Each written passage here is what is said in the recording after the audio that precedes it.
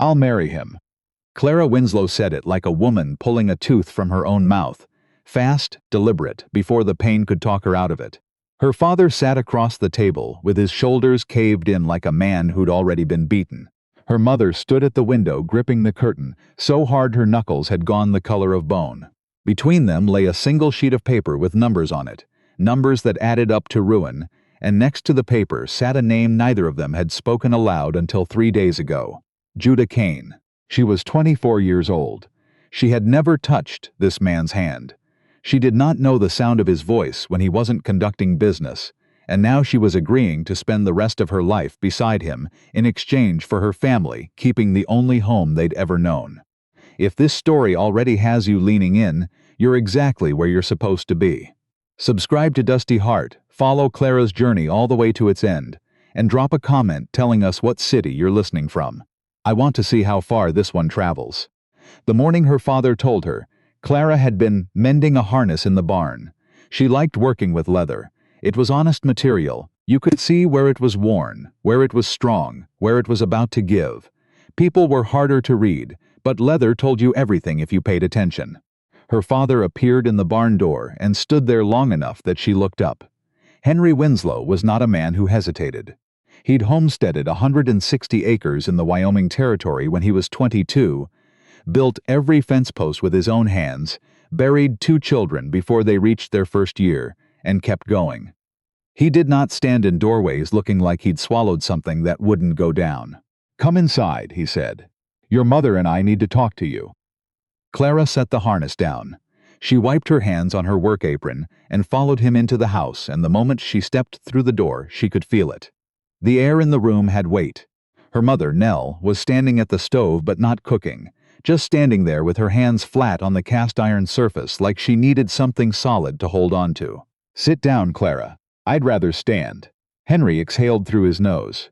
"Judah Cain came to see me 4 days ago." The name moved through the room the way a draft moves through a cracked wall.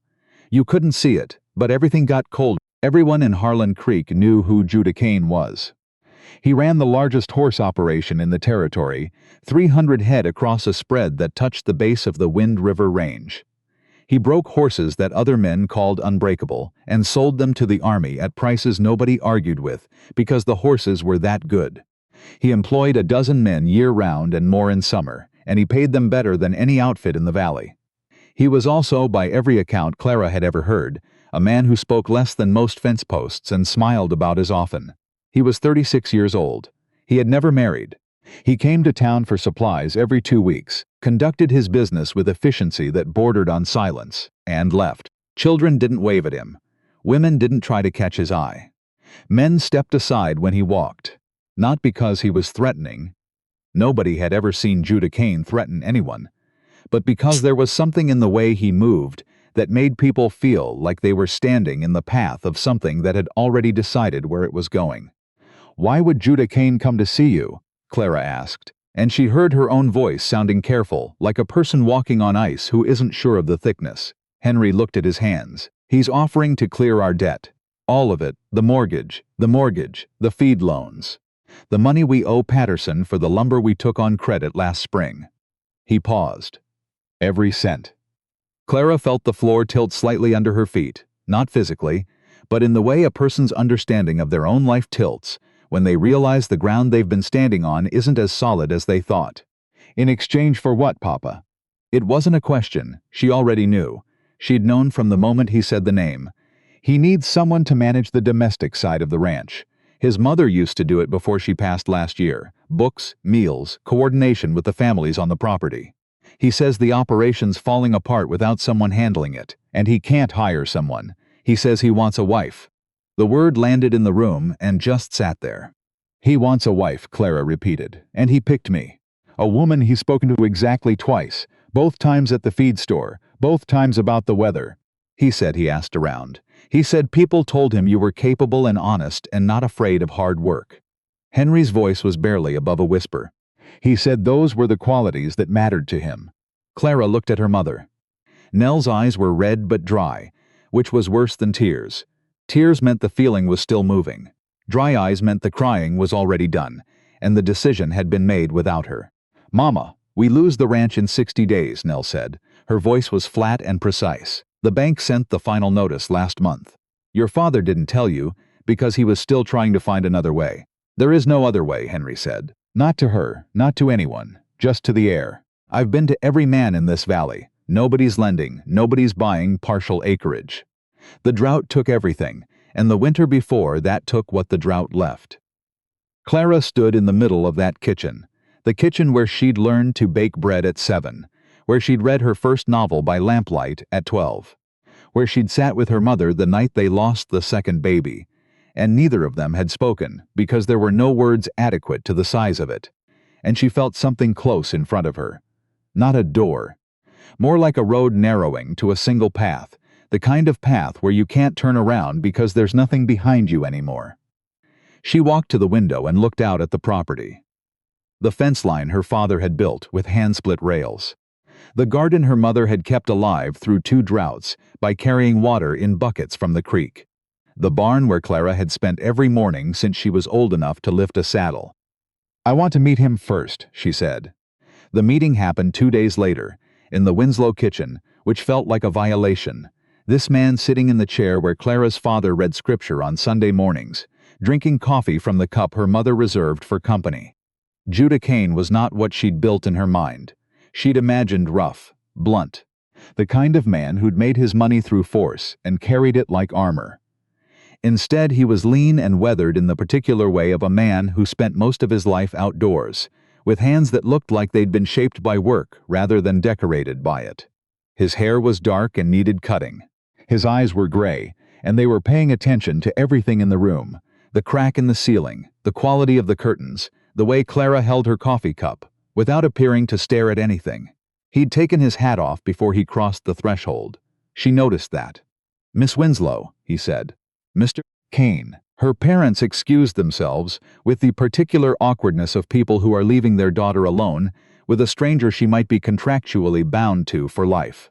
The front door closed. The house went quiet. Judah Cain folded his hands on the table. They were large hands, scarred across the knuckles in the specific pattern of a man who worked with animals that didn't always cooperate. You don't want to be here, he said. She blinked. She hadn't expected honesty as his opening move. No, good. I'd worry about your judgment if you did. He met her eyes without flinching. I want to say this clearly because I think you deserve clarity more than you deserve comfort right now. You can say no. If you say no, I walk out that door, your family's situation stays what it is, and I hold nothing against anyone. This works only if you choose it. And if I choose it, Clara said, what am I choosing? You come to the Cain Ranch as my wife. Your family's debts get cleared. Everyone, no conditions attached. What I need is someone who can run the house side of the operation. Meals, books, supplies, managing the families who live on the property. My mother did it for 30 years, and she did it well. And since she died, the whole thing's been held together with spit and stubbornness. So this is employment. It's a marriage. But it starts as a partnership. Whatever else it becomes, if it becomes anything else, that happens on your terms and your timing. He paused. You'd have your own room, your own space. I'm not asking for anything you haven't offered. Clara studied him. People in town say you're hard. People in town don't know me. That's not a denial. Something almost moved at the corner of his mouth. Not quite a smile, more like the ghost of one that had died before it fully arrived. I'm hard on work that matters.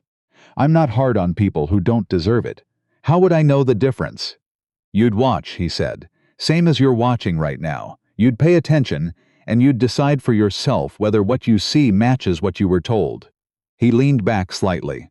I'm not going to sit here and sell you a version of myself. You're too smart for that, and I'm too old to pretend I'm something I'm not. Clara looked at him for a long moment. If I come to that ranch, she said, and anything you've told me turns out to be a lie, I will make it my personal mission to ensure every person in this territory knows exactly what you are. Judah Cain looked at her with an expression she couldn't read. Then he said, I'd expect nothing less. He stood, reached for his hat. Take whatever time you need, Mr. Cain. He stopped at the door. Why me? You could have made this offer to a dozen families. He was quiet for a beat. Your father came to me last year asking to lease grazing rights on my south pasture. He couldn't pay what it was worth, and he knew it, and he said so plainly. Didn't try to negotiate. Didn't try to make the number smaller than it was. Just told me the truth of his situation and asked if I could work with it. He put his hat on. A man who raises his daughter to face hard things honestly raises someone worth knowing. He left. Clara sat at the table alone and listened to his horse moving away down the road.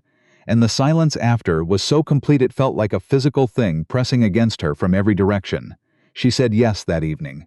She said it the way you say a thing when you've already weighed every alternative and found them all worse. Not with hope, not with resignation, just with the flat certainty of a woman who had decided to walk forward because standing still was no longer an option. Her mother held her for a long time and said nothing. Her father went outside and didn't come back for an hour. When he did, his eyes were red, and Clara pretended not to notice because he would have wanted her to pretend. That night, alone in her room, she allowed herself 30 minutes. 30 minutes to feel the full weight of everything, the rage that a drought and a broken economy, and a world that gave women so few doors had funneled her life into this narrow corridor. The grief for the future she'd imagined, the one with choices in it.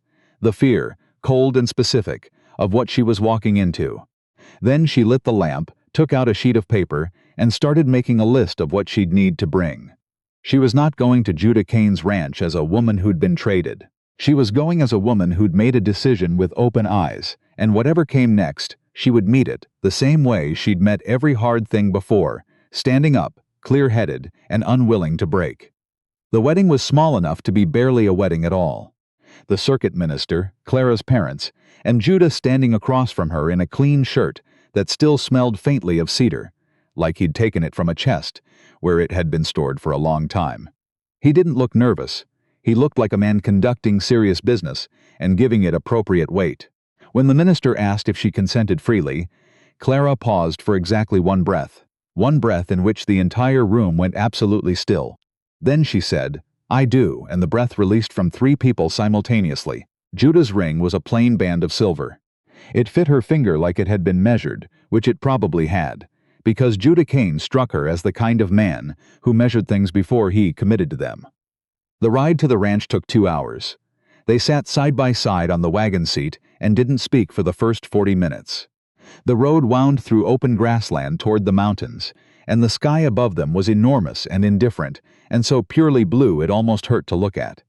Then Judah said, without turning his head, "Mrs. Farrow from the next property came by yesterday and put fresh linens in your room. There's food in the kitchen. Thank you." Another mile of silence. "The men know you're coming," he added. "I told them you're in charge of the house. Anyone who doesn't treat you properly doesn't work for me the following morning." Clara looked at the side of his face. His jaw was set in the way she was beginning to recognize as his resting expression. Not angry, just permanently braced for whatever came next. "You said that to them, plainly." She turned back to the road. "All right." The wagon rolled on. Clara Winslow. Clara Cain now, though the name sat on her like a coat that belonged to someone else, watched the mountains grow larger in front of her and catalogued what she knew. She was frightened. She was angry. And she was completely uncertain of what she was moving toward. But she had her list. She had her 2 hands. And she had 24 years of proof that hard things didn't wait for you to feel ready, and you didn't need to feel ready to handle them. Whatever was coming, she would answer it. The first morning, Clara woke to the sound of a world already in motion. Male voices in the yard, horses, the rhythmic striking of an axe somewhere behind the barn. No children arguing. No mother at the stove, just work already deep in progress, as if the day had started hours ago without consulting her. She didn't lie there wondering what to do. That was not who she was. She dressed in a cotton work dress, braided her hair, and walked out to the main room. Judah was gone. On the couch sat a tin cup and a folded piece of paper, written in a hand that was functional and completely without flourish. "Coffee on the stove. Crew eats at 6, noon, and 6. Whatever you need for the kitchen, write it down and I'll send someone to town." J.C. Clara read it twice. Then she poured coffee, found the pantry, assessed its contents. Adequate but organized by someone who appeared to have thrown things at shelves from a moderate distance, and spent 20 minutes reorganizing it entirely. Then she cooked breakfast for 10 people, because she'd counted that many men through the window, and she was the mistress of this house now. And that meant something whether or not anyone had asked her to prove it. When she carried the pan to the bunkhouse and knocked, A long silence followed. Then the door opened and a man in his late 50s, with a face like worn saddle leather, looked at her with an expression of total bewilderment. "Ma'am?" "Breakfast," Clara said. "Best get it while it's hot." His name was Dutch. He was the foreman, had worked for Judah's family for 14 years, and he looked at Clara with the careful non-expression of a man reserving judgment until he had more evidence. The other hands were younger, mostly polite, in the stiff way of men, actively remembering an instruction to be polite. One of them, a boy named Peck, who couldn't have been older than 17, said, "Thank you, ma'am," 3 times, and then stared at his plate like he wished the floor would open. She didn't see Judah until dinner. She'd spent the day mapping the house. Larger than she'd expected, sturdier than she'd feared, but clearly a place designed by someone who saw no meaningful difference between a home and a well-built shelter. No curtains. A dining table with a split running down the center that had been ignored rather than repaired. A kitchen with good tools stored in ways that would have given her mother a migraine. Clara noted everything, fixed what she could, didn't complain about what she couldn't. She had dinner on the table at 6. Judah came through the back door at exactly the hour, and when he saw the table set, plates, napkins, the lamp positioned to actually light the eating area, instead of the corner of the room where it had apparently lived for years, something crossed his face that she couldn't name. Surprise, maybe. Or something quieter than surprise. Recognition. "You didn't need to cook for me," he said. "You need to eat, so do I. Cooking once makes more sense than cooking twice." She sat down across from him. "Sit." He sat. They ate their first meal together in a silence that was careful rather than cold. 2 people being precise with each other, which was at least a kind of honesty. Halfway through, he said, "Dutch told me you fed the crew. I made enough. Waste didn't seem practical." He looked up. "That's beyond what I asked, I know." She held his gaze. "If I'm running this household, Mr. Cain, I'm running it properly." He studied her for a moment. "Judah," he said. "Pardon? My name Judah. Mr. Cain was my father." He went back to his food. Clara watched him for a second, this silent man who had rearranged the entire shape of her life and was now sitting across from her eating stew like it was any other Tuesday. "All right," she said. "Judah." When he stood to clear his plate, he picked up hers too and carried both of the basin. She watched him do it. He didn't look at her while he did it. It was just a thing he did, automatic, as if clearing someone else's plate was something he'd been waiting to do and hadn't had anyone to do it for. She noticed that. The days found a rhythm. Clara learned the ranch the way she learned most things, by watching carefully and asking questions only when watching wasn't enough. She learned that 2 families lived on the outer edges of the property. The Marshes, whose wife, Ada, had a 3-year-old with recurring earaches, and the Dunns, whose wife, Cora, had been alone so much since the previous housekeeper died that she'd started talking to the chickens with a sincerity that worried her husband. Clara visited them both. She brought Ada a remedy her mother had taught her, warm oil and a cloth compress, and sat with the child while it worked. She brought Cora conversation and a jar of apple butter and the simple presence of another woman who understood what isolation felt like in a place this big. Word got back to Judah through Dutch. It always came through Dutch. That the ranch wives were calling Clara the best thing to happen to the property since anyone could remember. Judah said nothing about it to Clara. But one evening he came in from the corral and set a package on the kitchen table without a word. "What's this?" "Fabric," he said. "For the windows." He walked through to the back room. Clara opened the package. The fabric was dark blue cotton, better quality than anything she would have bought for herself. She ran her fingers along the edge and stood there for a moment in the kitchen holding cloth that a man who didn't waste words had purchased without being asked, for a house he'd never thought to make comfortable until someone arrived who made him want to. She didn't thank him that night, but the next morning she made his coffee exactly the way she'd observed he took it, strong enough to dissolve a nail, and left it at his place at the table before he came in from the first chores. He noticed. She saw him notice. Neither of them mentioned it. 3 weeks in, Clara overheard something that cracked her story about Judah Cain wide open. She hadn't been eavesdropping. She'd been in the root cellar sorting potatoes, and the cellar window sat directly below the barn office, and sound carried. One of the younger hands, a man named Teague, had miscounted feed deliveries badly. The error had cost real money at a time when real money was something the ranch didn't have extra of. Dutch brought Teague to Judah the way you bring a dog that's chewed through a saddle, with resignation and a readiness for the inevitable. Clara heard Judah say, "Tell me how it happened." She heard Teague explain, stumbling, his voice tight with the specific fear of a man who knows he's about to lose his livelihood. Then Judah said, "Here's what's going to happen. You're going to double-check every order personally for the next 4 months. You're going to learn these numbers until you can recite them in your sleep. And you're going to sit with Dutch every Friday so we catch mistakes before they become problems." A silence. Then Teague, barely audible. "You made an error. Errors are fixable. If I fired every man who made one, I'd be running this ranch alone." A pause. "Don't make it a pattern." Clara stood in the cellar, with a potato in each hand, and stared at the stone wall. She thought about the foremen she'd seen on neighboring properties growing up. Men who used a single mistake as permission to exercise whatever cruelty they'd been storing up. She thought about the version of Judah Cain that Harlan Creek had built out of silence and distance, and the particular discomfort people feel around a man they can't predict. She went back to her potatoes. She didn't mention it to Judah that evening. But something in her chest, some wall she'd been maintaining with deliberate effort, developed a crack she didn't bother to repair. The night that changed everything was in late October. A storm came in off the mountains with the speed and violence that Wyoming specializes in.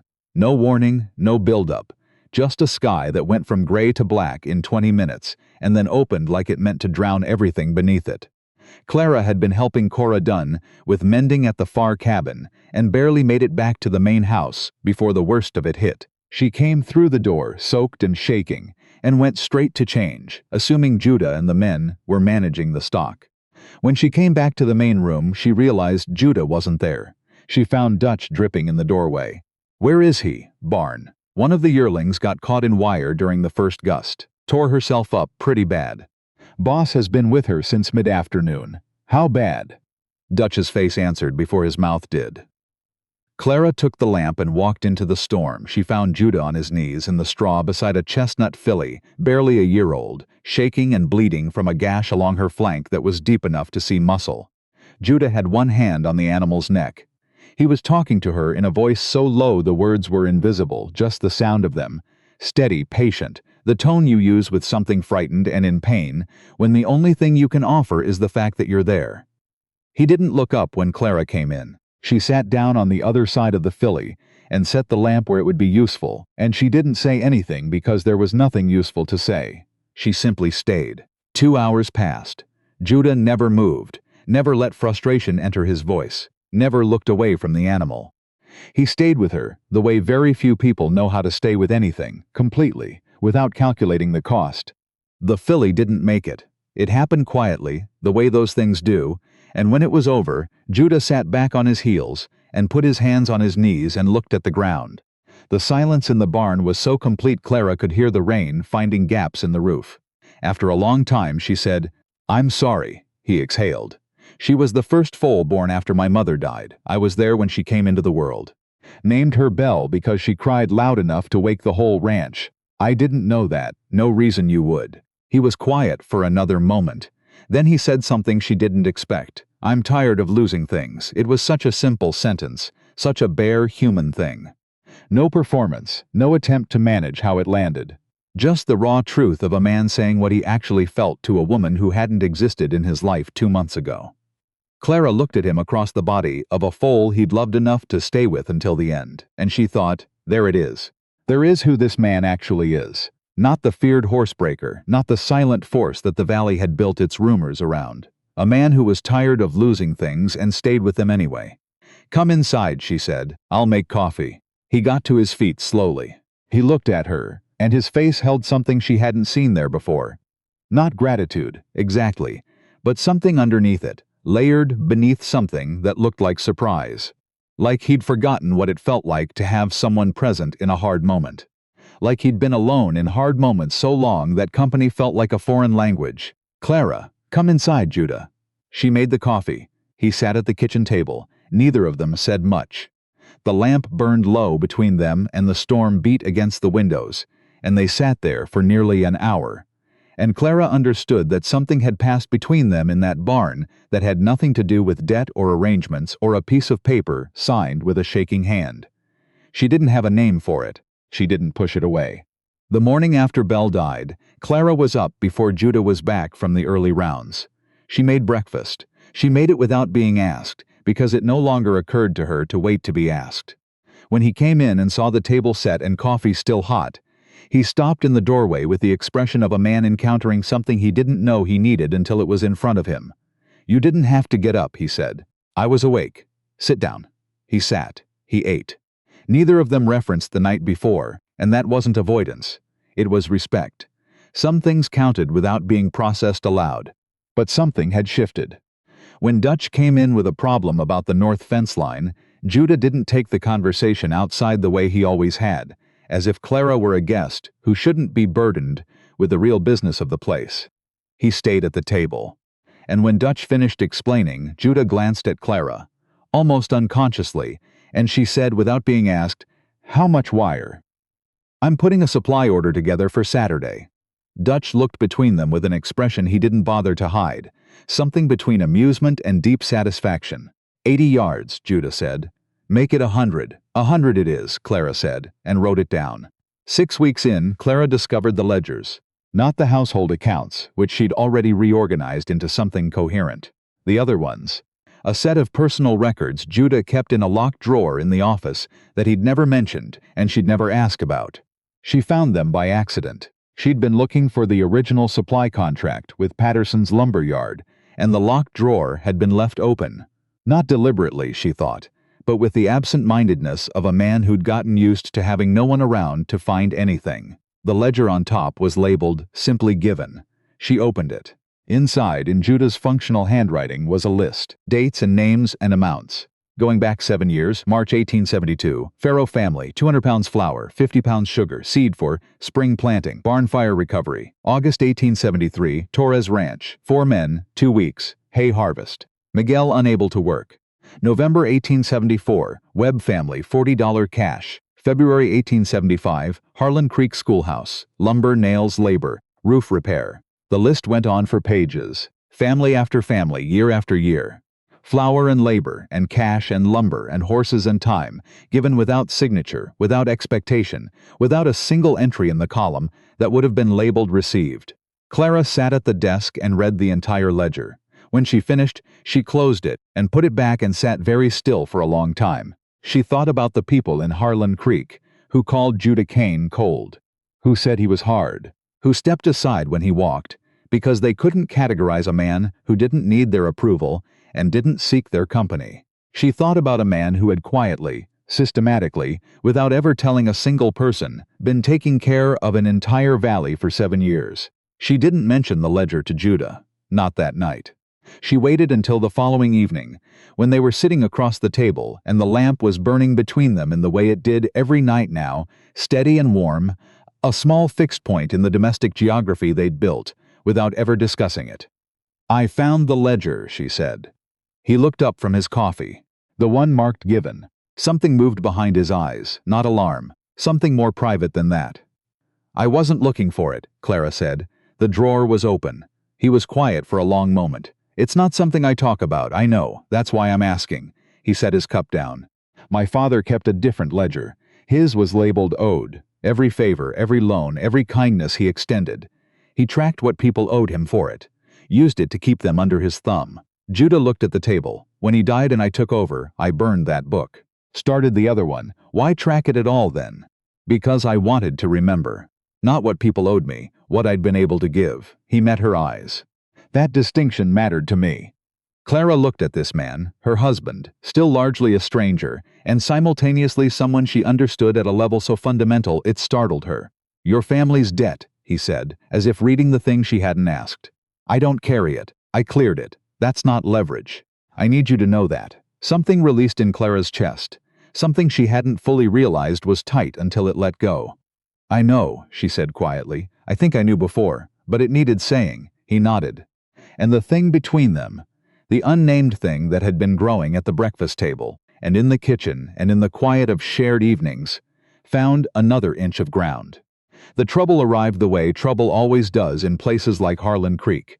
Through money, through land, and through the particular ambition of a man who believed that wanting something was the same as deserving it. His name was Emmett Slade. He owned the largest cattle operation in the southern half of the territory and had been expanding north for 2 years, with the patient, systematic greed of a man who measured success in acreage and saw other people's property as problems to be solved. There was a creek running through Judah's west pasture, Bowen Creek, that fed into Slade's southern range.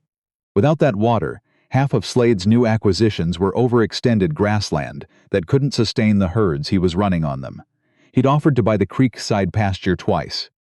Judah had said no both times, and now, as Clara learned from Cora Dunn, whose husband had heard it from a hand who'd been drinking at the saloon, Slade's people were asking questions at the county land office about the Cain property deed. Clara brought it to Judah that evening. He went still in the way she'd learned to read. Not the stillness of calm, but the stillness of a man calculating. "He's been at this longer than you think," Clara said. "I went through the property files this afternoon. There's a discrepancy between the original deed filing and an amendment from 14 years ago. One references the creek's east bank, the other references the west bank." Judah looked at her. "Show me." They worked through the documents together until midnight. What Clara had found was small. A single reference changed between 2 filings, but the strip of land between those 2 reference points contained the water source Slade needed, and the amendment bore the signature of a county clerk named Ansel Greer, who happened to be the uncle of Slade's current land agent. "This was planted," Clara said, 14 years ago. Before Slade even knew he'd want it, his family's been building leverage across this territory for decades. Judah stared at the papers.